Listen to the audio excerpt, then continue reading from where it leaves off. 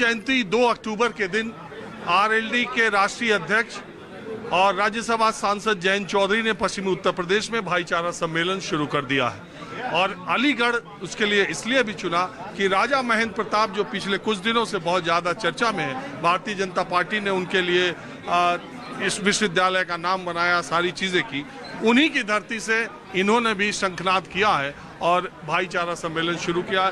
जैन जी, पिछली बार सितंबर में आपका भाईचारा सम्मेलन मेरठ में था, वो स्थगित हो गया। चर्चा ये चलने लगी, लग रहा है जयंत चौधरी इधर जाएंगे कि उधर जाएंगे। आप मेरे चेहरे को देख के जान रहे होंगे, मेरी तबीयत खराब रही पूरा, एक्चुअली 2 बार ऐसा वायरल रहा, तो कारण हो जाते हैं कभी कभी।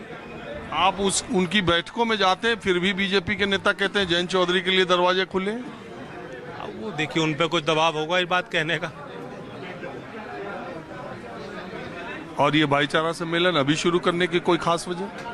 पहले से कार्यक्रम हो रहे हैं, भाईचारा जिंदाबाद के कार्यक्रम हुए, पार्टी के हमारे शीर्ष नेतृत्व ने उसमें ज़्यादा भाग लिया, लेकिन सम्मेलन में आज मैं भी आया हूं क्योंकि आज तारीख भी महत्वपूर्ण है, गांधी जी की और लाल बहादुर शास्त्री जी की जयंती है।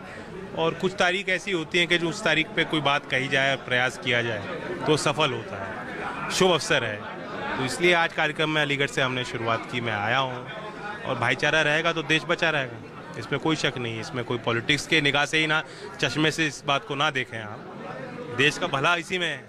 आप यहाँ भाईचारा सम्मेलन करने आ रहे थे, शुरू करने उसके पहले ही संजीव बालियान जो मोदी सरकार में मंत्री, उन्होंने कहा मेरी डिमांड है कि पश्चिमी उत्तर प्रदेश अलग प्रदेश बना दिया जाए। चुनाव से पहले इसका क्या मतलब? ये एक नई प्रथा हो गई। मंत्री तो काम करते थे और सरकार के फैसलों के पीछे मंत्रियों का अपना दबदबा और निर्णय की क्षमता होती थी।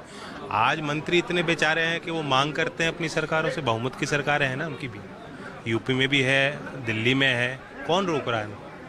सार्वजनिक तौर पर मांग करना, मांग का समर्थन करना, जिस तरह पिछला चुनाव लड़ रहे थे तो वकीलों के बीच गए और उन्होंने कहा हाईकोर्ट की बेंच की स्थापना की मैं मांग करता हूँ।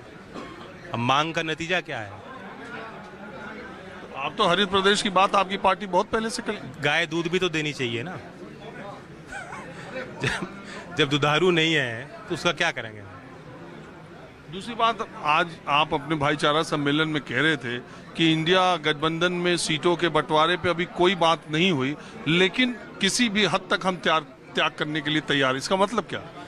कई पार्टियां हैं और सबके अपनी अपनी आवश्यकताएं हैं, कार्यकर्ताओं की उम्मीदें हैं। लोग चाहते हैं हमारा सिंबल, हमारा दल, हमारा संगठन मजबूत हो, मैं भी चाहता हूं। मैंने एक शुरुआत कर दी कि सभी पार्टियों पे दबाव बने और जनता का दबाव बने, क्योंकि जनता चाहती है कि इंडिया गठबंधन मजबूती से आए, चुनावी मैदान में उतरे और संयुक्त प्रत्याशी देश में जहां संभव हो हम लोग उतारें, अपना एजेंडा लेकर जनता के बीच जाएं और जो लोग परिवर्तन चाहते हैं वो हमारे साथ आने को उतारू हैं।